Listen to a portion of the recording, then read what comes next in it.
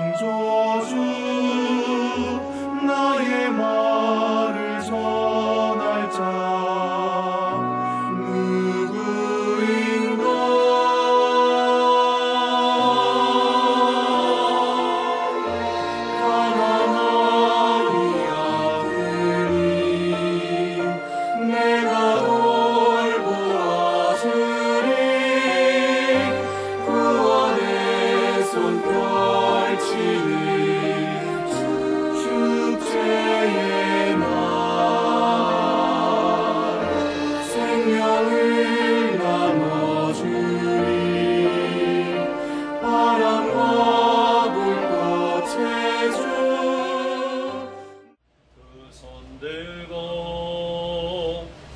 찬양합니다.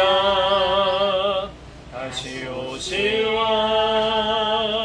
여호와께 오직 주만이 나를 다스리네.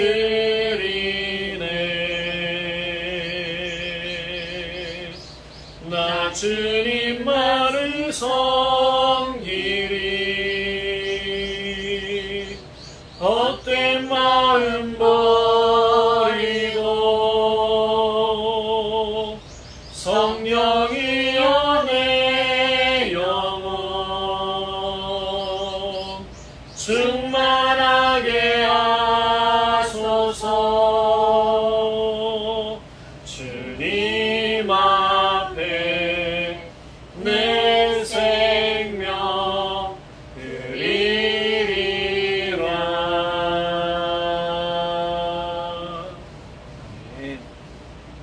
할렐루야. 예배에 나오신 우리 성도님들 사랑하고 축복합니다. 우리 앞뒤 좌우에 계신 분들과 같이 인사하시겠습니다. 당신은 복된 사람입니다. 당신은 복된 사람입니다. 당신은 복된 사람입니다. 당신은 복된 사람입니다. 네. 우리가 지난주에 좀 삶이 힘들고 어렵더라도 우리가 선을 베푸는 일에, 선을 행하는 일에 절대로 멈춰서거나 쉬어서는 안 됩니다. 삶이 지치고 힘들수록 또 어떤 일에 매진해야 하냐면 하나님의 선한 일에 매진해야 돼요. 우리는 그렇잖아요. 제가 지난주 좀 나쁘게 비유했지만 악으로 산다. 그래서 악으로 살면 안 돼요. 악이라는 거는 사실 우리가 복받치는 어떤 서름이나 또는 도끼라고 얘기를 하죠. 그거 품고 사는 건데 내가 잘 되면 너 두고 보자 이런 심보잖아요. 그런데 하나님의 선은 그게 아니에요. 그러니까 선을 행하다 낙심하지 말라고 바울은 이야기하는 이유가 뭐냐면 하나님의 선한 일을 행하다가 분명히 힘들고 어렵고 지치는 일이 발생할 터인데 그래도 여러분 낙심하지 마십시오. 그 일을 이루게 하시는 분은 누구십니까? 하나님이시오. 그걸 믿고 여러분 선을 행하시기 바랍니다. 뭘 기대하겠어요? 기대하지 말라는 거예요. 하나님이 내게 베푸시는 은혜만 바라보고 살아가는 거예요. 이게 너무 참 감사하죠. 제가 벌써 2달째잖아요, 이제. 그죠? 딱 2달이 시작됩니다. 2달 중반 딱 넘어왔는데 그런 생각이 든 거예요. 감사합니다. 왜냐하면 일주일에 한 번 우리가 모여서 예배 드려요. 또 수요일은 영상으로 드리잖아요. 근데 그러면서도 제게 준비하는 여유가 조금 더 생기고 아침마다 이제 큐티 보내지만 말씀에 대한 이제 연구나 그런 깊이가 조금 더 생기는 것 같아서 너무 감사해서 쫓기는 게 없으니까 옆에서 조금 갈구는 사람은 있는데 그거 빼고는 괜찮아요. 우리 삶에서 내가 하나님과 교제할 수 있는 시간을 틈 날 때마다 자꾸 가져야 됩니다. 그래야 내가 힘을 얻고 그래야 내가 선한 마음을 갖게 되고 선한 일을 할 수 있는 능력을 찾게 되는 줄 믿으시기 바랍니다. 바울 사도는 우리가 기쁜 소식을 전하는 태도가 어떠해야 되는지 이야기했다고 그랬잖아요. 고린도전서 10장 24절에 보면 복음을 전하는 자의 태도가 자기의 유익을 구하지 않고 다른 사람의 유익을 구해야 된다라고 얘기를 하고 고린도전서 13장 5절에서는요. 사랑은 자기의 유익을 구하지 않는 거다라고 얘기를 했어요. 결국 그 선을 행하는 것은 나의 유익을 구하는 게 아니라는 거예요. 나의 만족과 나의 즐거움과 나의 기쁨을 충족시키기 위한 수단이 돼서는 안 된다는 거예요. 오로지 하나님께 영광이에요. 오로지 하나님께 기쁨인 거예요. 그것이 우리가 선을 행하는 목적인 거죠. 여러분, 우리 혹시 식사 어머니들이십니까? 식사 준비하시죠? 이제 자녀들이 오게 되면 식사를 준비하는데, 이 식사를 준비하는 어머니의 마음을 한번 생각해 볼게요. 그 과정 참 힘들어요. 열기 앞에 선다는 건 쉬운 일이 아니에요. 뜨거운 열기 앞에서 땀 흘리고 분주하게 왔다 갔다 하고 실수라도 하면 칼에 손비고, 그죠? 어떤 때는 뭐 돌 들어갔다고, 옛날에는 진짜 밥에 돌 많았는데 돌 들어갔다고 푸사리 먹기도 하고, 그럼에도 불구하고 뭐예요? 끊임없이 밥해요. 열기 앞에서, 옛날에는 아궁이였으니까 아궁이 앞에서 연기 마셔가면서, 지금은 얼마나 좋아요, 인덕션. 너무 좋죠. 근데 이런 힘든 과정을 무엇 때문에 견뎌내요? 견뎌내는 이유는 내 가족이 즐겁게 먹을 밥상을 생각해요. 음식을 먹으면서 즐거워하고 행복해하는 그 모습 때문에 만드는 거예요. 어이구, 내가 하기 싫은데 하는 억지로 하면요, 음식도 맛이 없어요. 즐겁게 만들어야 맛있는 거죠. 그런 즐거움을 생각하면서 음식 만드는 어머니처럼 오늘 우리 삶에도요, 그런 마음을 가지고 하나님의 선하심을 내가 품고 전해줘야 돼요. 그래서 선한 일은 그런 것 같아요. 누가 알아주길 바라고, 상 주길 바라고, 인정해 주길 바라는 그런 게 아니라는 거예요. 하나님께서 영광 받으시길 바라고, 예수 그리스도의 사랑이 전해지는 것을 생각하고, 또 사람이 변화되는 소망을 품고 이 선한 일을 해야 된다는 겁니다. 이게 지난주 말씀입니다. 그런데 그런 일이 어디에 일어나냐? 오늘 읽은 본문의 말씀, 사마리아 수가성의 한 여인에게 일어나요. 누구를 통해서 일어나요? 예수님을 통해서 일어나요. 사실은 이때 이 사마리아라는 지역, 우리가 간단하게 설명드렸지만 대부분의 유대인들, 또 정통 바리새파 사람들은요, 사마리아 사람들을 부정하게 여겼단 말이에요. 특별하게 여인들을 더 부정하게 여겼대요. 그러니까 여인들은요, 사람 취급도, 심지어 개 취급도 못 받았다라고 그런 표현이 있더라고요. 그러니까 사마리아 여인 자체를 아예 부정하게 봤다는 거예요. 그런 여인 곁에 가지도 않아요. 심지어 사마리아 사람들 옆에 가지 않는 그런 정통 바리새파 사람들이 있었는데, 예수님은 오늘 본문에 보니까 어떻게 해요? 네, 수가성으로 가셨어요. 우리가 알다시피 정통 바리새파 사람들은요, 이 더러운 지역을 우린 지나가지 않겠어 하고 갈릴리로 가려고 하면 사마리아 지역을 돌아서 6일을 걸어갔다. 하지만 사마리아 지역을 통과하면 3일 반이 걸린다고 했어요. 하루만 줄이는 게 얼마나 대단한 거예요. 네, 알다시피 이 사마리아 지역의 기후라는 것이 우리가 굉장히 덥고, 한낮에 굉장히 덥고 건조한 기후예요. 걸어서 여행한다는 건 지치는 일 중에 하나입니다. 생각해 보세요. 걸어서 여행을 한다? 쉽지 않죠. 왜냐하면 부자가 아니었잖아요. 예수님이 예루살렘 성에 들어가실 때 당신이 십자가에 못 박혀 죽으시기 위해, 하나님의 예언을 이루시기 위해 예루살렘 성에 들어가실 때만 어린 나귀를 가셨지, 그 외에는 다 뭐 하셨냐면요, 걸어 다니셨어요. 진짜 다른 사람들과 별반 다를 거 없이 평범하게 그렇게 행동하셨다. 자, 이 바리새파 사람들 얼마나 교만한지 우리가 지난 시간에 봤잖아요. 하나님 앞에 교만은 결국 악인 겁니다. 이 악은 하나님이 원치 않으시는 거예요. 제가 수요일 설교에도 느부갓네살 왕의 교만이 극악에 이르렀을 때를 말씀을 전했어요.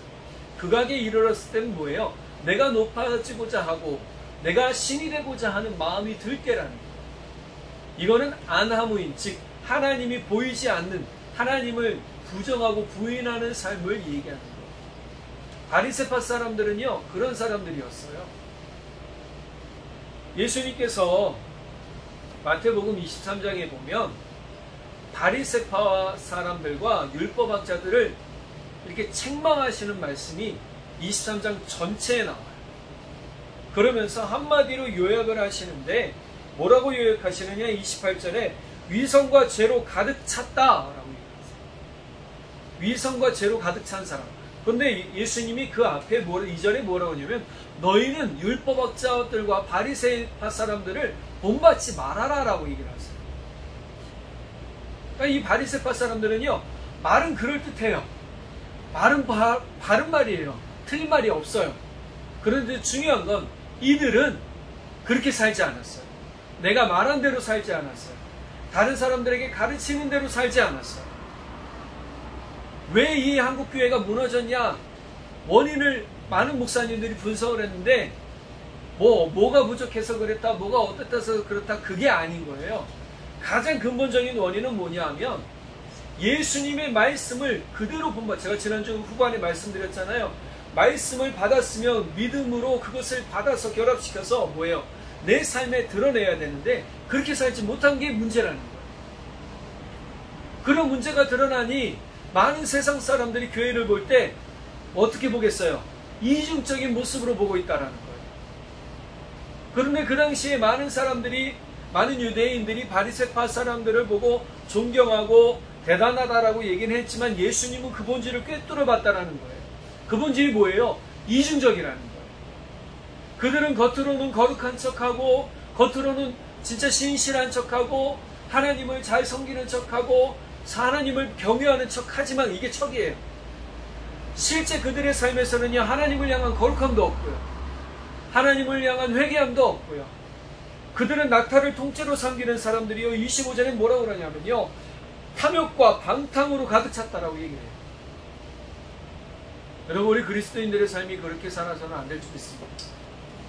우리 교회가 부흥하게 되는 은혜가 온전히 믿음과 삶이 일치될 때 우리 교회가 부흥되고 우리 성도님들의 삶도 부흥하게 될 줄 믿습니다. 아멘. 주님이 원하시는 건 그것이에요. 연합되는 거예요. 하나가 되는 거예요. 그런데 바리새파 사람들은 그러지 않았잖아요. 돌아가는 게 중요한 게 아니었어요. 예수님이 왜 수가성으로 지나가셨겠어요? 수가성에 진짜 정통 바리새파 사람들도 개보다 못하게 여기는 여인 옆에서 이야기를 먼저 거신 분이 예수님이에요. 누구십니까? 라고 얘기할 때 대부분의 사람들은 말 안 하겠죠. 마음에 안 들면 대부분은 어떻게 해요? 쳐다도 안 보고 얘기도 안 하잖아요. 우리 그런 얘기 있죠. 남편이 미우면 방귀 뀌는 것도 밉다고. 진짜 싫으면 싫은 거예요. 근데 예수님 안 그러셨어요. 예수님은 수가성으로 제자들과 함께 이제 들어가셨어요.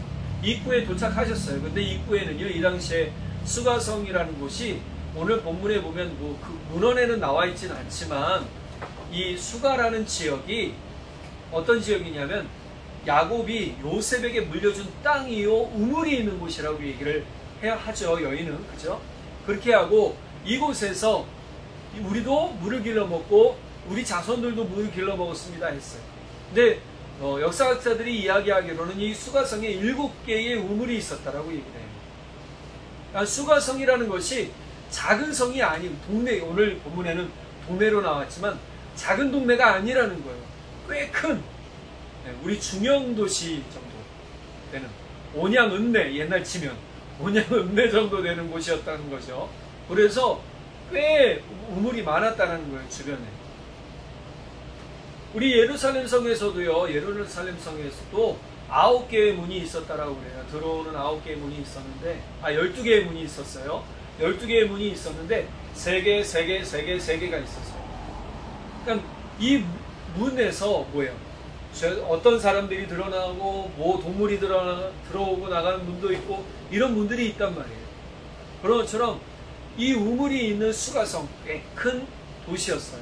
이 도시에 한낮에 뜨거운 땡볕 12시, 지금 우리 뜨겁잖아요. 12시 되면 진짜 이 뜨거운 기후, 이 당시에 이 기후라는 것은 엄청나게 뜨거운 거죠. 자, 이런 곳에 이제 예수님이 지나가세요. 저는 오늘 본문이 사실은 이 바리새파 사람들과 이 수가성 여인의 믿음이 비교되는 것 같았어요.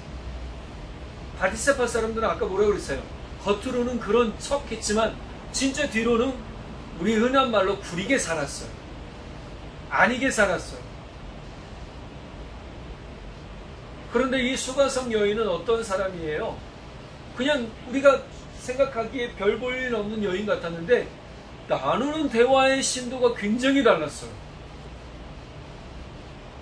나중에 우리 이제 또 이 수가성 여인이 예수님을 만나고 예수님과 함께한 얘기를 나눈 다음에 뒤에 이 수가성 안으로 들어가서 사람들에게 예수님을 전하는 모습을 보면서 어떻게 사람이 달라지는지를 알게 돼요. 자, 그러면 오늘 본문 통해서 바른 신앙의 탐구라는 게 뭘까? 바른 신앙을 알아가고 바른 신앙으로 산다는 게 뭘까라는 것을 우리가 좀 먼저 알아야 될 것 같아요. 이제 유대를 떠나서 갈릴리로 여행하는 거, 3일 반 동안 걸어가는 겁니다. 걸어가는 여정에 지치셨어요. 사실 그 전까지, 오전까지도, 그 전날까지도 뭐 했어요? 수많은 사람들에게 말씀 전하시고, 또 제자 삼으시고, 심지어 먹을 것도 나눠주시고, 병든 자 고쳐주시고, 이런 일을 행하셨단 말이에요. 이런 일을 하시다가 유대인들의 지도자들, 바리새파 사람들의 지도자들의 귀에 들어갔다는 얘기를 듣고 어떻게 해요? 이제 떠나시기로 하셨죠. 갈릴리로 가시는데 무덥고 건조한 날씨로 많이 피곤하셨어요. 그 전날의 일도 피곤하셨지만 걷는 것도 피곤해요. 우리 더운 날씨 30분만 떼어볕에서 걸어봐요. 네, 힘들죠. 얼마나 힘들겠어요. 아무리 짧아도 갈릴리까지는 사마리아 땅 통과해도 3일 반인데 뜨거운 태양빛은 수그러들지 않고 더 뜨거워지는 한낮 12시가 됐어요. 이 당시 이 12시라는 표현은요, 사실 헬라의 시간으로 보면 오후 6시 이렇게 된답니다. 그런데 이 난 12시라는 정오라는 쓴 것은 유대 시간을 썼대요. 그러니까 진짜 한낮 12시가 된 것으로 아마 쳤던 것 같아요. 자, 그때 사마리아 지역의 수가성 근처 우물에 도착을 했다고 합니다. 이 우물은요, 그 당시 나그네들이 쉴 수 있도록 쉬는 자리까지 마련이 돼 있었던 것으로 보여집니다. 네, 나그네들이 쉬었다가 먹고 갈 수 있도록. 근데 대부분의 유대의 우물은요, 뭐가 있었냐면 다른 사람들도 퍼먹을 수 있도록 우리 두레박 있잖아요. 그러니까 두레박을 걸어 놓는다고 해요. 그런데 오늘 본문에는 두레박이 없었어요. 오늘 6절에 보니까, 6절 하반절에 보니까 예수께서 길 가시다가 피곤하여 우물 곁에 그대로 앉으시니 그때가 6시쯤 되었더라 그랬어요. 예수님은 진짜 피곤하셨어요. 근데 물을 먹고 싶었는데 물이 없었어요. 물을 기를 두레박이 없는 거예요. 물이 없는 게 아니라 두레박이 없었어요. 이 두레박 없는 그런 곳에서 뭐 했어요? 기다리고 계시겠죠. 제자들은 혹시나 먹을 것이 있나 어디로 들어갔어요? 수가성으로 들어갔어요. 그러니까 누구를 만나서 배우느냐가 참 중요한데, 아마 이 예수님의 제자들도 바리새파 사람들을 존경했던 사람들이었다면, 정통 바리새파나 어느 정도 바리새파의 교육이나 훈련을 받았던 사람이면 수가성에 안 들어갔죠. 예수님과 함께 거리낌 없이 예수님과 함께 살았던 것을 생각해보면 어떻게 그냥 수가성으로 들어가서 먹을 것을 거리낌 없이 구했어요.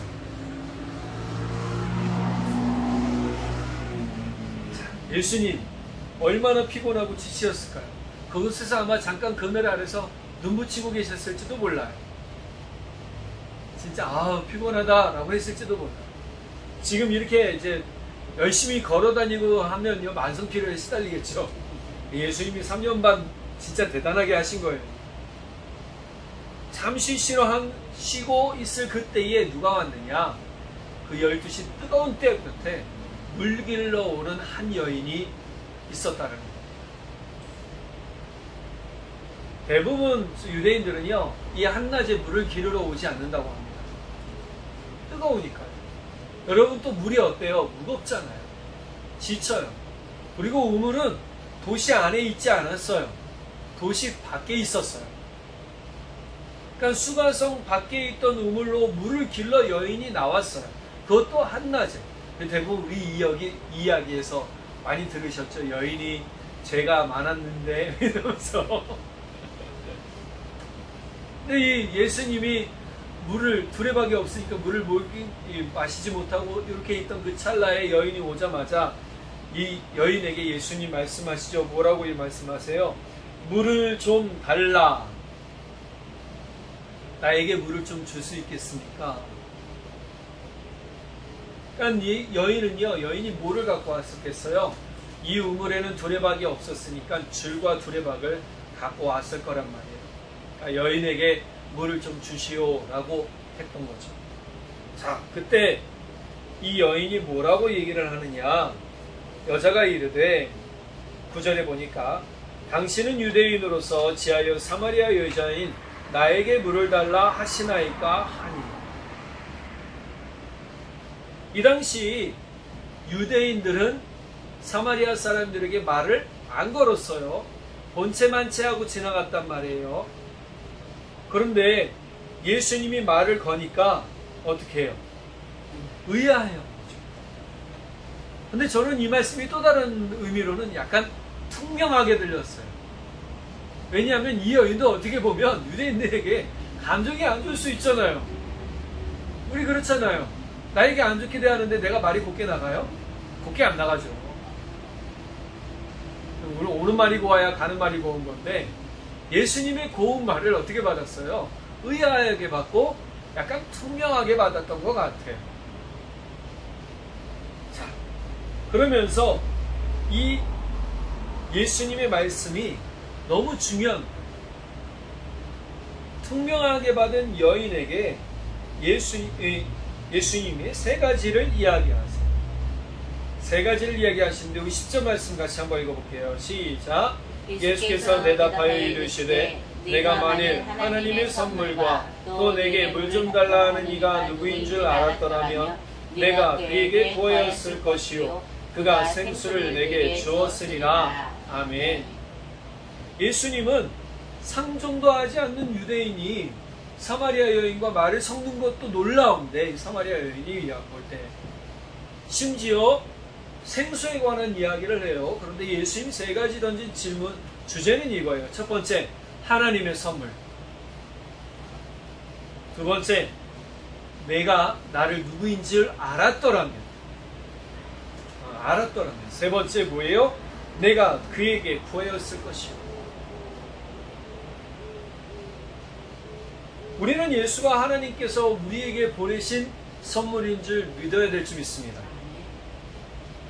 선물인 줄 믿으시기 바랍니다.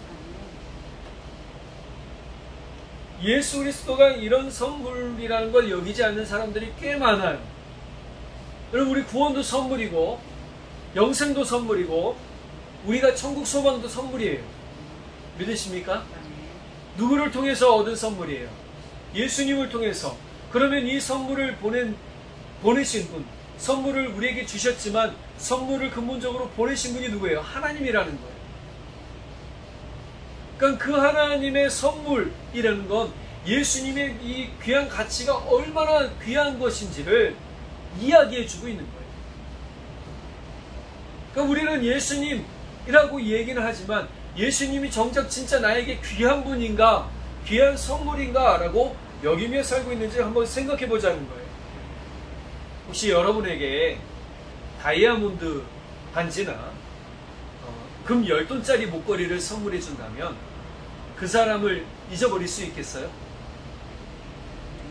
금 10돈이면 지금 시세로 따지면 뭐 한 1000만 원가량 되나요? 그 정도까지는 안 가나요? 네. 한 500만 원 되나요? 꽤 비싸겠죠? 네. 나에게 그냥 주는 거예요. 그럼 그 사람 평생 잊어버려요? 그거 볼 때마다 그 사람 떠올리겠죠. 저도 저희가 교회를 줄여서 들어간 적이 있잖아요. 근데 교회에 들어간 건물이 너무 어수선해서 밴드에다가 제가 글을 올렸을 때 도와주신 분이 두 분이 계세요. 한 분은 인테리어 업체 하시는 분 통해서 주방 쪽에 싱크대와 주방 인테리어 해주시고 강당 인테리어 해주셨어요. 또 한 분은 난방기구를 주셨어요. 저는 그 생각만 하면 그분들이 잊혀지지 않아요. 감사한 거예요. 무엇을 기대하고 한 게 아니에요. 그분들이 은혜와 사랑으로 베풀어 주신 거예요. 저는 그 마음이 너무 감사한 거예요. 솔직히 저도 있을 때 베풀지 못하는 때가 많거든요. 그런데 베풀어 주면 그게 얼마나 귀한 가치예요. 저는 그 생각하면 그분들이 잊혀지지 않아요. 마찬가지로 예수님을 생각하면 하나님의 사랑을 우리가 잊어서는 안 된다라는 거예요.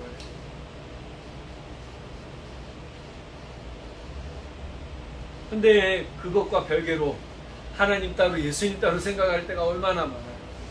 예수님은요, 하나님과 예수님이 별개가 아니라고 요한복음 10장 30절에 말씀하고 계세요.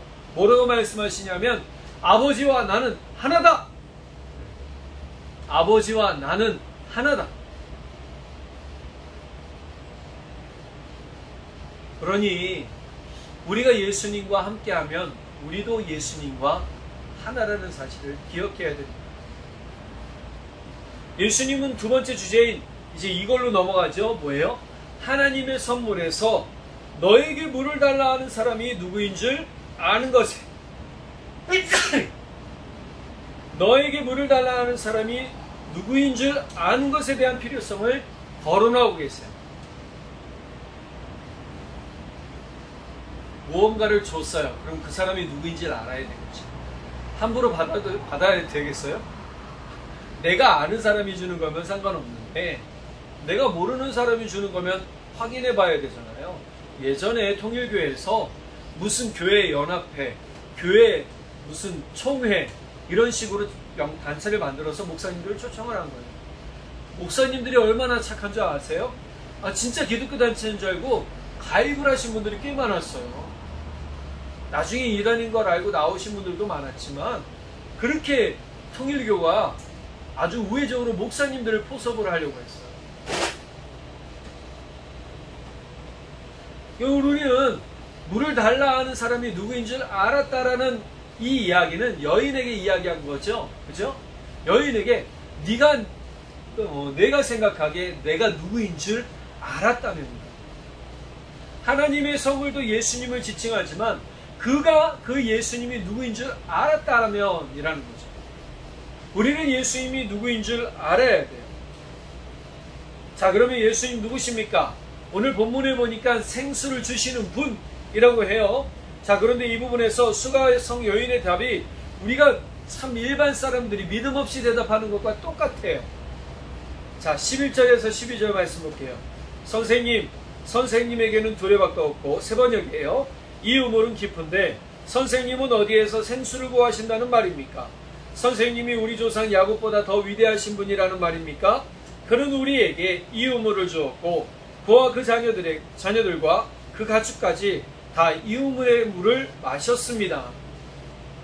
세 가지 좀 믿음 없는 얘기를 하죠. 첫 번째, 우리 선생님에게는 두레박도 없고 이 우물은 깊은데. 먼저 없는 것을 얘기해요. 우리는 뭔가 하려고 할 때 이것도 없고 저것도 없고 없으니까 못해. 자, 예수님에게 없는 건 뭐예요? 나에게도 없는 거예요, 사실은. 지금 여인은 두레박을 가지고 나왔지만 이 두레박도 사실 못 갖고 나왔으면 물도 못 기른 거죠. 없는 거를 먼저 거론해요. 이건 뭐냐면 우리 삶에서 내가 부족한 것 때문에 스스로 포기하는 삶을 이야기해요. 두 번째, 뭘 얘기합니까? 깊은 우물을 얘기하죠. 깊은 우물은 뭐냐면 불가능을 이야기합니다. 너무 깊어서 어떻게 할 수 없어요. 진짜 혹시 어렸을 때 우물 보셨나요? 어른이 돼서 본 우물하고요, 아이일 때 본 우물하고는요 깊이가 달라요. 아이일 때는요 무서워요. 어른일 때는 무섭진 않은데 아이일 때 왜 그렇게 무서웠는지 모르겠어요.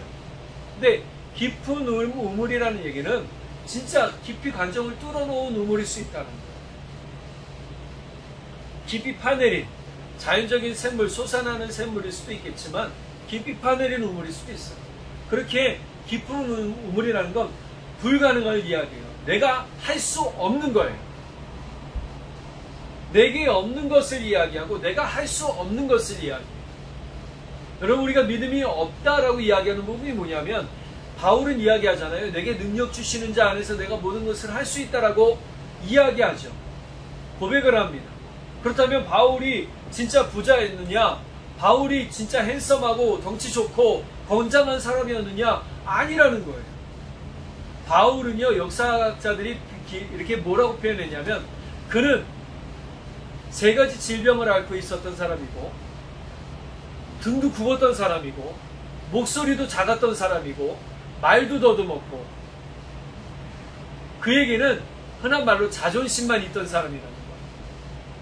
그런데 그런 그가 예수님을 만났을 때 예수님의 능력과 은혜 안에서 모든 것을 하는 사람이 되었다는 거예요. 불가능이란 뭐예요? 내 한계를 인정하는 거지만 그 인정 때문에 내가 포기해서는 안 됨을 뜻하기도 해요.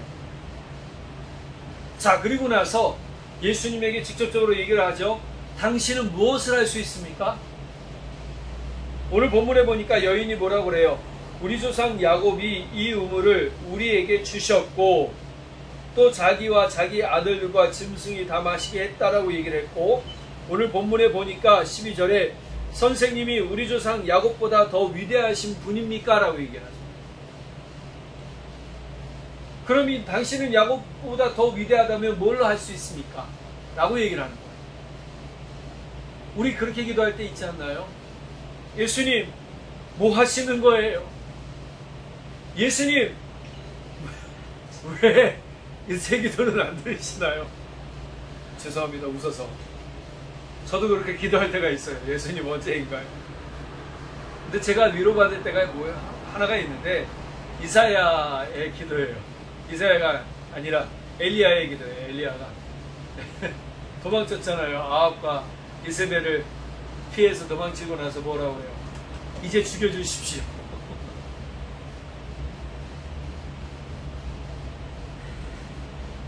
당신은 무슨 일을 할 수 있습니까? 야곱의 치적을 이야기하지만 예수님의 치적은 모르잖아요.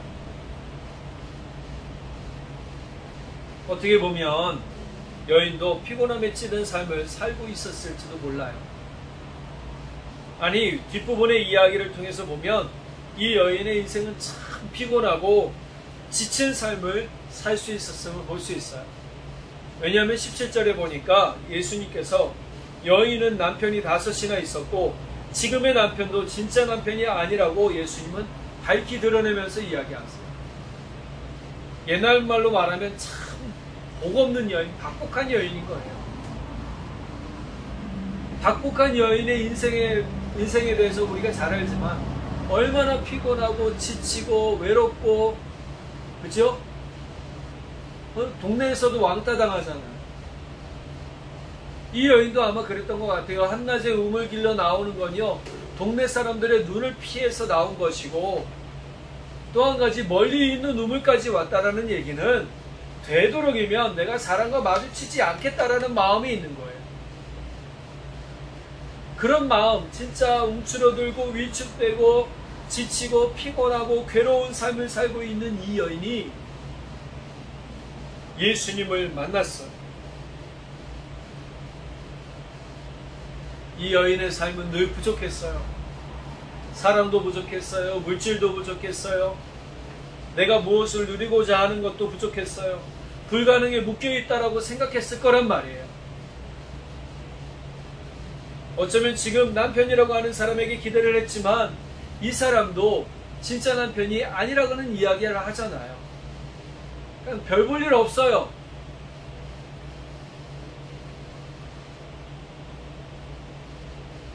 예수님께서 드러내신 여인의 부족함은 지금 우리 안에 있는 것과 같을 수 있습니다.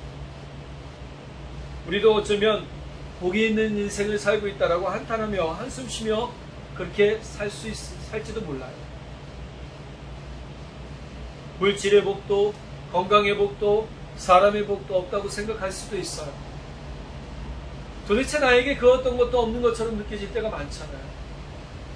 철저히 나 자신의 무력과 무능, 한계에 묶여서 아무것도 할 수 없는 불가능 가운데 다른 사람들이 나를 도와준다면 또 다른 사람이 나를 이렇게 채워준다면 하는 생각 여전히 하고 있을 수도 있다는 거예요. 매일매일 갈등과 목마름으로 힘들고 지친 인생에 조금이라도 단비가 내렸으면 하는 간절함이 이 여인에게 매일매일 있었을 거란 말이에요. 근데 우리도 그렇지 않아요? 매일매일 간절한 원하는 것이 있잖아요. 우리가 간절함이 있을수록 그렇다면 무엇을 찾아야 되는가라는 거예요. 예수님을 진정으로 만나지 못하고 알지 못하면 예수님의 참 능력과 사랑을 통해서 힘을 얻지 못하게 됩니다. 우리는 예수님을 알기 위해서 그분을 가까이 해야 되고요.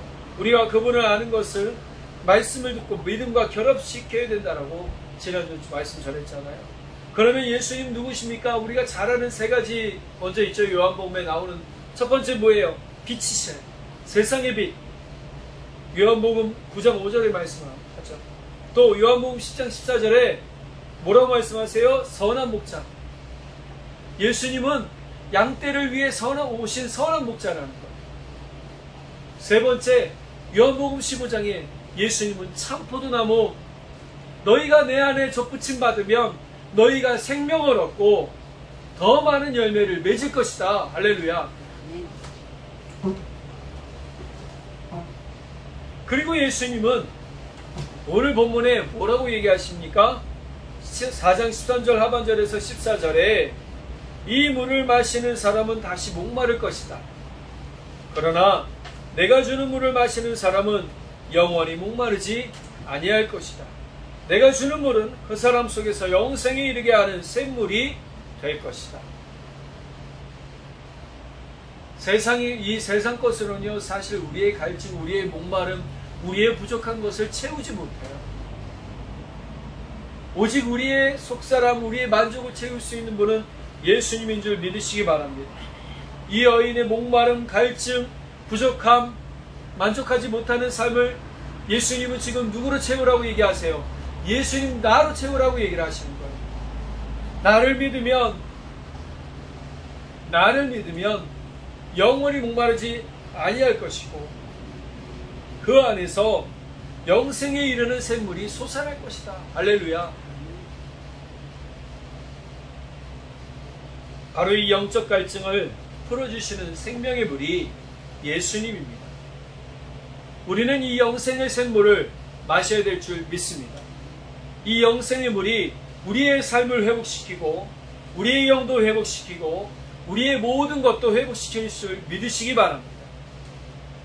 그러니 우리는 이 샘물을 끊임없이 받아 먹어야 합니다. 그리고 내 속에서 끊임없이 솟아나도록 만들어 놓아야 합니다. 그러려면 우리는 예수님을 떠나서는 안 돼요. 매일매일 예수님과 함께 동행하는 삶, 예수님과 함께 사는 삶을 살아야 합니다. 예수님은 그래서 뭐라고 말씀하십니까? 이 청하는 것을 우리가 예수님 향해서 해야 할 것이 바로 10절에 이야기하시는 거죠. 네, 내가 그에게 청하였을 것이요. 청하다라는 것은 요청하고 간청했다라는 거예요. 우리가 누구의 이름으로 기도해야 된다라고 예수님 말씀하세요. 나의 이름으로 기도하는 자에게라고 예수님 말씀하십니다. 예수님에게 요청하고 예수님에게 간청해야만 하는 거예요. 인생을 회복하고 삶을 회복시키는 물은 이 세상에 없어. 예전에 어느 이단의 원장이 우물을 파서 그 물을 치유의 물, 기적의 물, 회복의 물 이렇게 해서 팔았대요. 그 물을 많은 사람이 사 먹었대요. 그런 물은 없어요.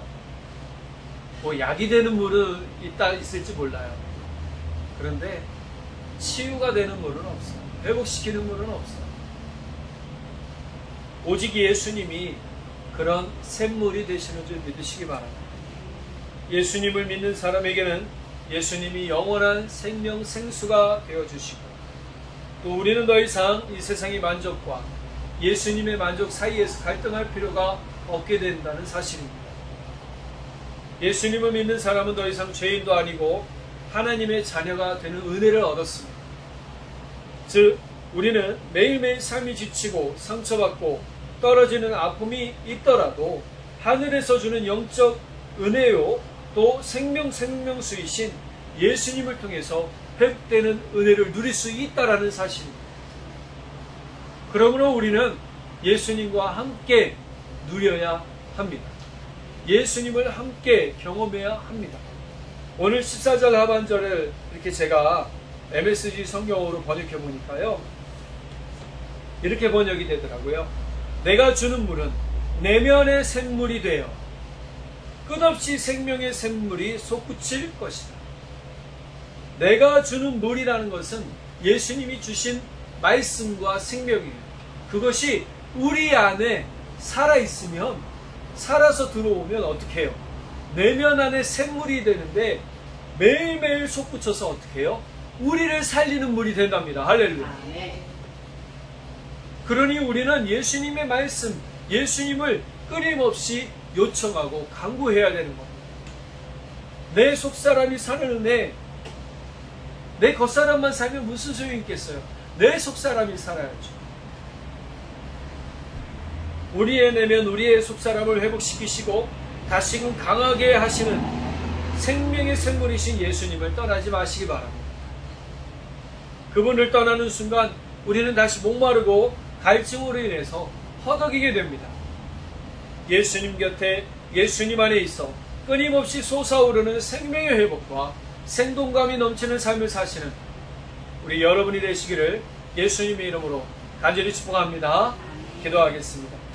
사랑의 하나님 아버지, 참 감사합니다.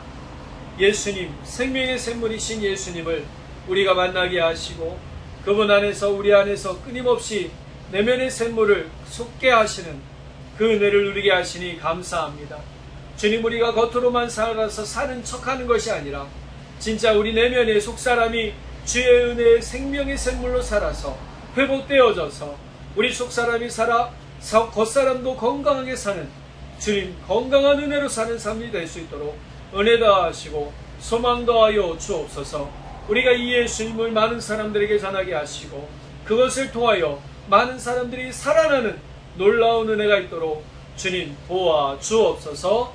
믿고 감사드리며 우리 주님 예수 그리스도의 이름으로 기도드렸습니다. 아멘.